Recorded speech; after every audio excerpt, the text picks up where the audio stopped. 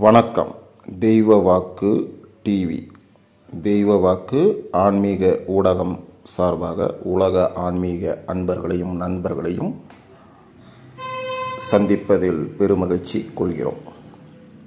குரு பெயர்ச்சி பலன்கள் 2024-2025க்கான குரு பெயர்ச்சி பலன்கள். துலாம் ராசி அன்பர்களே, இப்பொழுது நம்ம பார்க்க போகிறது துலாம் ராசியை. அனைவரையும் சமமாக கருதும் துலாம் ராசி அன்பர்களே, இதுவரை கலஸ்திரஸ்தானமான 7ஆம் ராசியில் இருந்து வந்த குரு பகவான் சித்திரை மாதம் 18ஆம் தேதி, அதாவது 1/5/2024 முதல் அஷ்டமஸ்தானமான 8ஆம் வீட்டில் சஞ்சாரம் செய்ய இருக்கிறார். அஷ்டமஸ்தானத்தில் இருக்கின்ற குரு தான் நின்ற ராசியில் இருந்து 5ஆம் பார்வையாக கன்னி ராசியான போகஸ்தானத்தையும், 7ஆம் பார்வையாக விருச்சிக ராசியான குடும்பஸ்தானத்தையும், 9ஆம் பார்வையாக மகர ராசியான சுகஸ்தானத்தையும் பார்வையிட இருக்கின்றார். குருவோடைய பார்வை பலன்களை இப்பொழுது பார்ப்போம். குரு 5ஆம் பார்வையாக போகஸ்தானத்தை பார்ப்பதால் நீண்ட நாட்களாக இழுபறியாக இருந்து வந்த பணிகளை செய்து முடிப்பீர்கள். மனதளவில் இருந்து வந்த கட்டுப்பாடுகள் குறையும். பலதரப்பட்ட மக்களின் ஒத்துழைப்பு கிடைக்கும். தூர தேச பயணம் தொடர்பான முயற்சிகள் சிலருக்கு கைகூடும். குரு 7ஆம் பார்வையாக குடும்பஸ்தானத்தை பார்ப்பதனால் என்ன பயன் அப்படின்னு நாம இப்ப பார்ப்போம். சாமர்த்தியமான பயிற்சிகளின் மூலம் இழுபறியான தனவரவுகளை பெறுவீர்கள். குடும்பத்தில் புதிய நபர்களின் அறிமுகம் மகிழ்ச்சியான தருணத்தை உண்டாக்கும். விலை உயர்ந்த பொருட்கள் மீது ஆர்வம் அதிகரிக்கும். கொடுத்த வாக்குறுதிகளை நிறைவேற்றுவீர்கள். குரு 9ஆம் பார்வையாக சுகஸ்தானத்தை பார்ப்பதால் என்ன பயன் அப்படின்னு பார்ப்போம். உறவினர்களின் வழியில் ஒத்துழைப்பான சூழல் உண்டாகும். சுபகாரியம் தொடர்பான எண்ணங்கள் கைகூடும். பழைய சிந்தனைகளால் அவ்வப்போது குழப்பங்கள் ஏற்பட்டு நீங்கும். புதிய வீடு மற்றும் மனை வாங்குவது தொடர்பான எண்ணங்கள் வந்து கூடும், அதுவே கைகூடும். குரு நின்ற பலன்களை பார்ப்போம். குரு அஷ்டமஸ்தானத்தில் நிற்பதால் எதிர்பாராத சில திடீர் வரவுகள் உண்டாகும். வழக்கு தொடர்பான விஷயங்களில் திருப்பங்கள் ஏற்படும். இனம் புரியாத சிந்தனைகளால் மனதளவில் குழப்பங்கள் உண்டாகும். புதிய முயற்சிகளில் ஆலோசனை பெற்று முடிவெடுப்பது மிகவும் நல்லது. சகோதரர்களின் வழியில் ஏற்ற இறக்கமான சூழல் அமையும். நெருக்கமானவர்கள் பற்றிய புரிதல் மேம்படும். குரு பகவானுடைய நட்சத்திர பாத சஞ்சார பலன்களை இப்பொழுது பார்ப்போம். குரு 1/5/2024 முதல் 11/6/2024 வரை கிருத்திகை நட்சத்திரத்தில் சஞ்சரிப்பதால் உடல் ஆரோக்கியத்தில் ஏற்ற இறக்கமான சூழல் உண்டாகும். திட்டமிட்ட பணிகளில் தாமதம் ஏற்படும். எதிலும் விழிப்புணர்வுடன் செயல்படுவது நல்லது.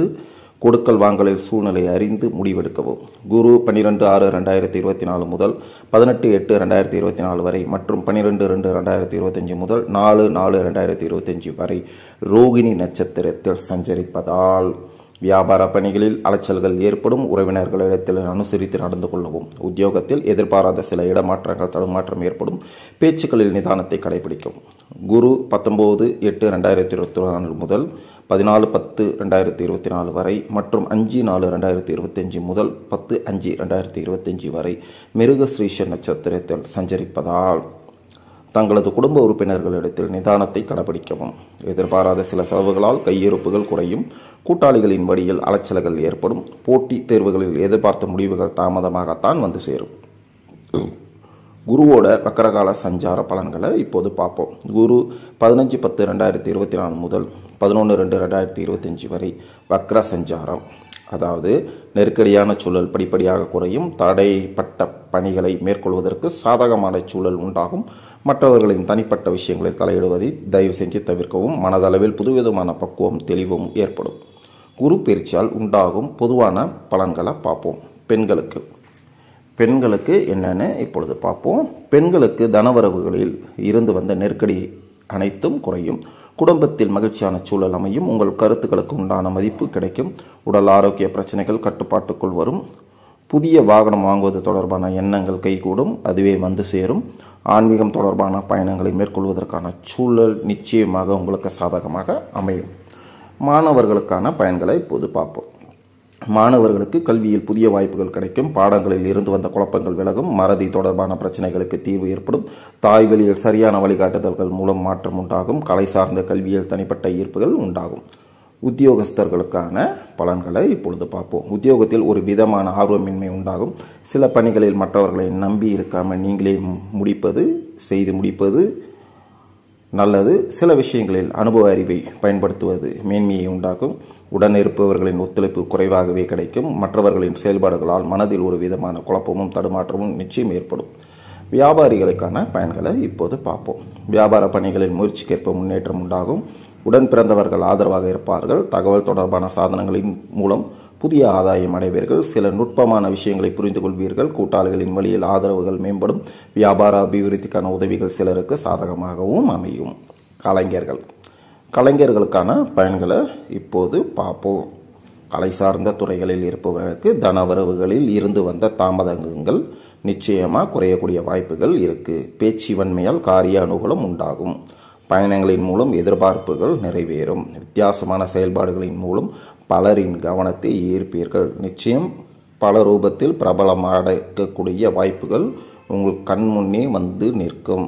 பயன்படுத்திக் கொள்வது உங்கள் கைகளில் தான் உள்ளது.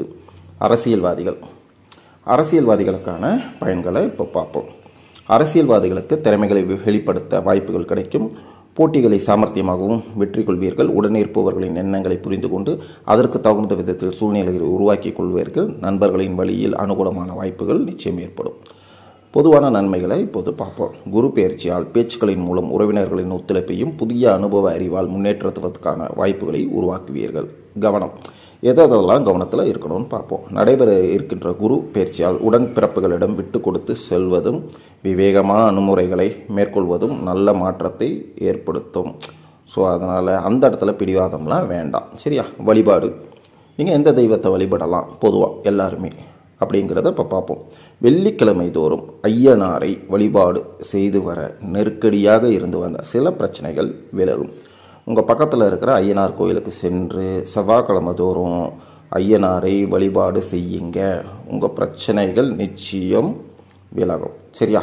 துலாம் ராசி அன்பர்களே, இந்த குரு பெயர்ச்சி 100% அப்படின்னு நம்ம கணக்கு பார்த்தா 50% தான் உங்களுக்கு பக்கபலமாக இருக்குது. ஆகையால் மதிப்பெண்களை பெறுவதால் எந்த ஒரு செயலையும் 50% தான் மதிப்பெண்கள் பெறுவதால் எந்த ஒரு செயலையும் மேற்கொள்ளும் பொழுது சரி விகித தன்மைகளை புரிந்து விழிப்புணர்வோடு நடந்து கொள்ளவும். சரியா?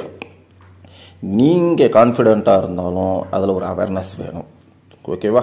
ஸோ மேலே அதாவது இதுவரைக்கும் கூறப்பட்ட அத்தனை பலன்கள் யாவும் பொது பலன்கள் தான். அவரவர்களுடைய தசாபுத்திக்கு ஏற்ப பலன்களில் மாற்றம் நிச்சயம் ஏற்படும். ஸோ அதனால் தெய்வ வாக்கு ஆன்மீக ஊடகம் சார்பாக துலாம் ராசி அன்பர்களுக்கு எங்களுடைய வாழ்த்துக்களையும் தெரிவிச்சுக்கிறோம். ஆகையால் பக்தியோடு சென்று இறை தரிசனம் செய்யுங்க. முடிஞ்சவருக்கு விழிப்புணர்வோடு இருங்க. வாழ்க வளமுடன், வாழ்க வளமுடன், வாழ்க வளமுடன். வாழ்த்துக்கள், வாழ்த்துக்கள், வாழ்த்துக்கள்.